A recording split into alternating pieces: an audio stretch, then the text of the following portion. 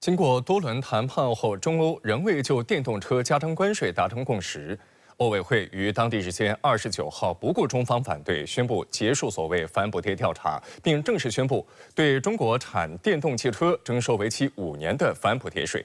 加上原有的10%关税，中国出口生产商面临最高45.3%的税率。中国商务部随即表示对裁决结果不认同、不接受。据悉，中欧新一轮磋商也将按照计划进行。根据欧委会发布的公告，对所有在中国生产销售往欧洲的电动车所加征的关税介于7.8%到35.3%不等，预计实施5年。其中，吉利的加征税率18.8%，比亚迪为17%，上汽则是35.3%。美国企业特斯拉在中国上海超级工厂制造的产品实行单独税率为7.8%，加税将于10月31号开始实施。欧委会在最新的公告中宣称，欧盟将与中方继续努力，寻找符合世贸组织规则的替代方案，还称对于企业单独进行价格承诺谈判持开放态度。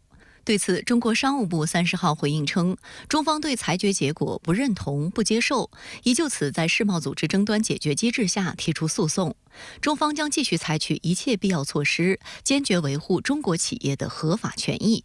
中方多次指出，欧盟对华电动汽车反补贴调查存在诸多不合理、不合规之处，是以公平竞争为名，行不公平竞争之实的保护主义做法。代表1000多家在欧中资企业利益的欧盟中国商会发声明表示，对欧盟这一保护主义和武断的措施深感失望，对寻求关税替代方案的谈判缺乏实质性进展感到沮丧。在当前这种逆全球化的潮流以及单边主义、保护主义盛行的这么一个这个态势之下，我们呢仍然是坚持去捍卫这个 WTO， 捍卫这个多边贸易体系这样一个权威机构的这样一个做法，来去彰显我们这个多边主义的这样一个精神。值得注意的是，欧盟委员会也在最新的声明中说，对可能的替代解决方案抱持开放态度。中方此前表示，下阶段磋商将按照务实平衡的原则，相互照顾核心关切，尽快达成双方均可接受的解决方案，避免贸易摩擦升级。深圳卫视注意到，中欧就电动车关税的磋商仍将按计划进行。10月25号，中国商务部长王文涛与欧盟委员会执行副主席兼贸易委员东布罗夫斯基斯举行视频通话。消息稿通报称，中方同意立即启动下一阶段磋商，并欢迎欧方团队尽快来华。路透社报道称，新一轮谈判将于11月1日展开。下阶段，中欧将继续聚焦价格承诺谈判。价格承诺指的是外贸企业自愿做出的以改变价格来替代加税的措施，通常由双方谈判达成一个比原销售价格高但比加税后低的价格，是一种折中的结案方式，可以避免贸易摩擦扩大。中欧最早采取这种方式解决争端是在2000年，是针对7个品牌的中国产彩色电视机，当时提出的最低售价为82欧元每台，每年总量40万台。正在北京访问的芬兰总统斯图布29号表示，中欧需要避免贸易争端升级，营造公平竞争环境。So my worry is that we're going into a cycle of tariffs, of trade escalation, etc., etc.We need to avoid that. We need to have a level playing field. And this is the ongoing negotiation. 此前，中国也发起了针对欧盟的反倾销或反补贴调查，对象包含欧洲的白兰地、猪肉等产业。欧洲内部不少人士警告称，如果中欧无法就电动汽车关税达成共识，双方的攻防可能掀起新一轮贸易战。匈牙利总理欧尔班指，欧盟现在的做法正走向与中国的经济冷战。针对外界对中欧关系可能将因贸易摩擦面临挑战的担忧，外交部发言人林健30号表示，中欧之间有着正常的各层级往来，对话合作是中欧关系的主基调，互利共赢是中欧经贸合作的本质。在相互尊重的基础上，通过对话协商来解决经贸摩擦，符合中欧的共同利益，也是双方企业和民众的普遍期待。希望欧方以建设性态度与中方继续推进磋商，展现诚意和灵活性，寻求解决方案，避免贸易摩擦扩大升级。距离美国2024总统选举不到1周，两党选情依旧焦灼。继特朗普27号在纽约举行的竞选集会上出现争议性言论，给共和党选票带来影响之后，民主党也出现了言语上的重大失误。 Like, I don't know if you guys know this, but there's literally a floating island of garbage in the middle of the ocean right now. Yeah, I think it's called Puerto Rico. 当地时间27号，在特朗普纽约造势集会上，其支持者喜剧演员托尼·辛奇克利夫将波多黎各称为“漂浮的垃圾岛”，引发舆论广泛争议。29号，美国总统拜登在一场线上活动上对这一言论进行了批评，说到情绪激动之处，竟然也出现了口误。And just the other day, a speaker at his rally called Puerto Rico a floating island of garbage. They're good, decent, honorable people. The only garbage I see floating out there is his supporters. 拜登的垃圾言论迅速引发争议。在意识到自己犯错后，拜登在社交媒体上发文进行了解释。他称：“今天早些时候，我把特朗普的支持者在麦迪逊广场花园集会上对波多黎各的仇恨言论称为垃圾，这是我能想到的唯一一个形容他的词。他把拉美裔妖魔化是不合情理的，这就是我的意思。集会上的言论并不能反映我们作为一个国家的本质。” 白宫方面也紧急灭火。发言人安德鲁·贝茨表示，拜登所说的垃圾指的是纽约集会上的仇恨言论，而不是前总统的支持者。紧接着，本届美国民主党总统候选人、美国副总统哈里斯也对总统拜登的垃圾言论做出了回应。First of all, he clarified his comments, but let me be clear, I strongly disagree with any criticism of people based on who they vote for. You heard my speech last night and continuously throughout my career. I believe that the work that I do is about representing all the people, whether they support me or not. 拜登的一系列言论很快遭到了共和党的谴责。共和党参议员卢比奥指责称，拜登说我们的支持者是垃圾，但我们都是热爱自己国家的普通人。他还要求拜登团队立即道歉。美国企业家马斯克也转发了相关报道，并拱火称，拜登刚刚骂一半的美国人是垃圾。Moments ago, Joe Biden stated that our supporters are garbage.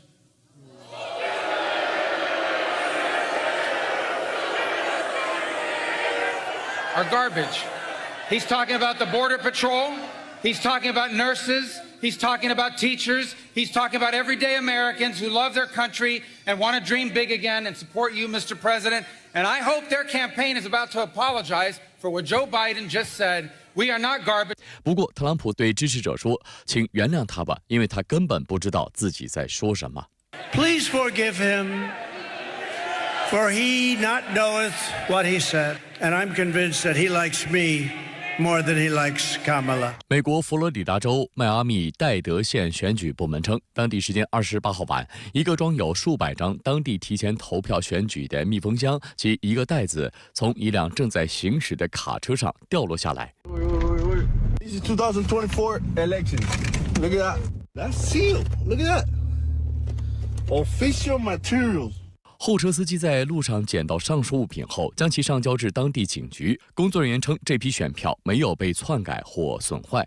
当地选举部门表示，这是一起人为失误事件，负责此事的工作人员已被解雇。Unfortunately, they just forgot to lock the back of the truck. 看到视频之后，一些选民表示无法接受。I'm shocked by seeing that.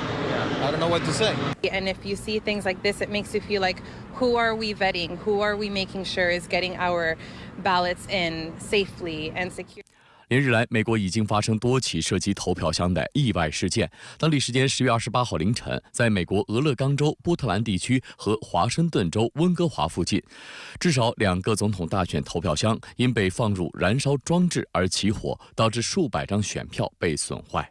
美联社与美国公共事务研究中心近日发布的民调结果显示，41%的美国注册选民极其或非常担忧11月初总统选举后发生试图推翻选举结果的暴力事件，35%的选民一定程度上担心出现这类事件。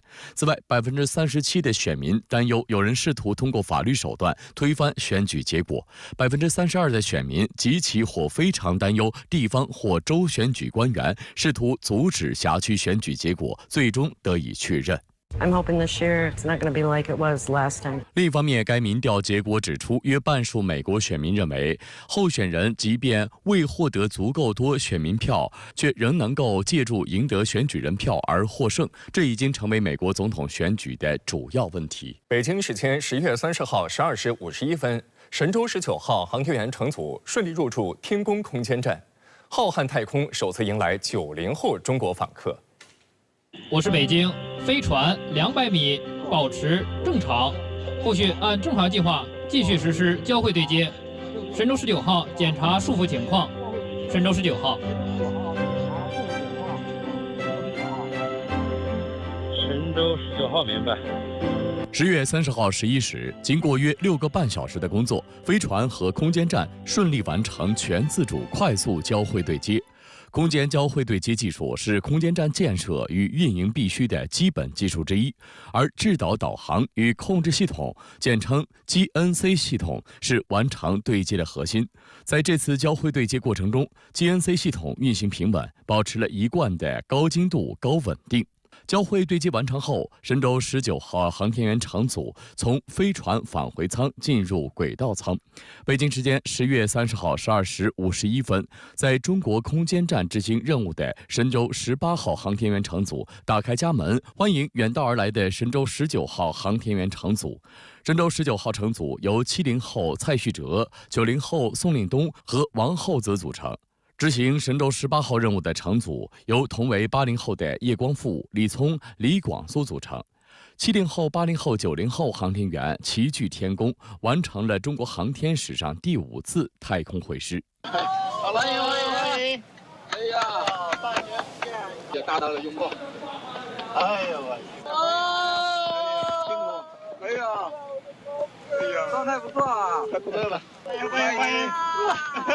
好的。神舟19号指令长蔡旭哲带着90后的航天员宋令东、王厚泽来到空间站，激动心情溢于言表。今天再次返回以后，看到舱里熟悉的环境，真的心里非常的温暖。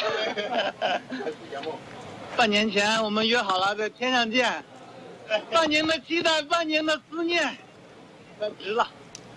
随后，2个航天员乘组拍下全家福，向牵挂他们的祖国人民报平安。祝望天宫继续奋斗，中国空间站永远值得期待。据中国载人航天工程办公室消息，2个航天员乘组后续将在空间站进行在轨轮换，期间6位航天员将共同在空间站工作生活约5天时间，完成各项既定工作。驻留太空期间，神19航天员乘组将进行多次出舱活动，开展微重力基础物理、空间材料科学、空间生命科学、航天医学、航天技术等领域实验与应用，完成空间站碎片防护装置安装、舱外载荷和舱外平台设备安装与回收等各项任务。为了迎接神19乘组，神18乘组还早早把睡眠区和卫生区准备好了，还特地新种了一批生菜，等着大伙儿一起品尝。我们种了2种植物，一种是樱桃番茄，整个长势还是比较好的，很快我们就会吃到香甜可口的果实。这边种植的是生菜，根茎部分发黄的这个区域就是前面我们捡食的部分，能够在太空吃到新鲜的蔬菜，是一件幸福的事情。我国载人航天事业辉煌成就的背后，人因工程全国重点实验室发挥了重要作用。随着航天员太空出差的时间变长，飞船上的饮用水除了从地球上运来的以外，还可以利用环控生保系统对水资源进行循环利用。尿液如何变成饮用水？来看看空间站旋转蒸馏装置系统。这个系统现在目前在空间站上运行的相对是稳定的，它的这个水的提取率能够达到83%。什么意思呢？就是说100公斤的尿液进去之后，能出83公斤的水。你只要能克服心理障碍，它就是纯净的水，非常干净的水，没有任何的味道。日前，美国政府已同台湾地区防务部门签署正式协议，允许其从每两家公司采购多达1000架攻击性无人机。此举是不是意味着民进党当局正按照美方的意图，把台湾岛打造成所谓的刺猬岛呢？此次美方批准对台出售的是美国宇航环境公司的弹簧刀300型巡飞弹，以及安杜里尔公司的阿尔提乌斯600MV 反装甲无人机。据悉，台湾地区于9月底签署了一份交付承诺书，消息人士透露，很快就会签署包含明确数量、金额和交货日期的合同。对此，外交部发言人林健在29号的例行记者会上回应称，已制裁涉事美企及其高管。中方坚决反对美台军事联系的立场是一贯的、明确的。你刚才谈到的、涉及到的相关的2家美国的企业及其主要高管，已被中方制裁。今年1月，外交部宣布对宇航环境公司等5家美国军工企业实施制裁。7月，中方宣布对美国安杜里尔公司等6家企业进行制裁，并对宇航环境公司和安杜里尔公司的5名高管采取反制措施。实际上，美方为了向民进党当局推销无人机采取的招数包括恐吓和画饼2手。今年5月，美军印太司令帕帕罗披露了美军的所谓地狱景象计划，即美军要利用一些机密战力将台湾海峡变成一个无人地狱景象。他所指的机密战力就是数以千计的无人潜艇、无人水面舰和无人机。但分析认为，即使台军真的买了这些凯子军购，美国的地狱景象计划也无法实现。目前台湾的军力和解放军相比的话呢，它不是一个等量级的，差异非常大。所以的话呢，美国要把台湾这样一支量纳入美国的印太战略部署的话呢，我觉得它是一种主观臆断。台湾不管是买无人机也好，买其他的装备也好，都无法与大陆实施抗衡。所以的话呢，我觉得帕布拉所讲的东西，第一是主观的，第二是我觉得是只不过过嘴瘾而已。针对美方宣布最新价值19.88亿美元的对台军售，国台办在30号的例行记者会上正告赖清德当局，买武器买不来安全，只会让台湾更加兵凶战危。台独分裂行径和外来干涉阻挡不了祖国统一的大势，动摇不了我们解决台湾问题、完成国家统一的意志和决心。不仅如此，台当局驻美联络人于大雷近日对美国媒体宣传，台湾民众已准备好作战，不需美军帮忙，引发岛内舆论哗然。抨击这种引战言论对台湾处境和两岸关系都不利，徒增台湾风险，升高两岸紧张情势。有关言论再次暴露了赖清德当局为了政党私利，不惜把台岛变成战场，把台湾民众绑上台独政策的丑恶嘴脸。赖清德当局正在加紧备战谋独，如果任其一意孤行，台湾只会更加的兵凶战危。美台在军事层面以外的勾连也同样值得警惕。美国在台协会华盛顿总部执行理事蓝英于10月28号到11月1日窜访台湾。分析认为，这实际上是美国政客在玩政治游戏，通过在台湾地区的表演，一方面来搅乱台海的局势，挑动台海的对立；另一方面通过打台湾牌来服务美国大选。美国财政部29号还称，将与台当局开始就解决双重课税问题展开全面协议谈判。首轮谈判预计于未来数周内登场，预计协议内容将包括降低跨境支付股息、利息及特许权使用费的预扣税等。实际上，这一谈判被认为是拜登政府将民进党当局排除在所谓印太经济框架之外的一种补救措施。然而，此前被拜登政府视为一大政绩的印太经济框架，已经陷入偃旗息鼓的尴尬境地。与民进党当局讨论经济，也必然不会给台湾企业以实实在在的利益。另据福建海警30号的消息，大陆海警船在金门附近海域依法开展常态化执法巡查。10月以来，福建海警组织舰艇编队持续加强金门附近海域执法巡查，进一步强化有关海域管控力度，切实维护包括台湾地区在内的中国渔民合法正当权益和生命财产安全，有力保障下金海域正常航行和作业秩序。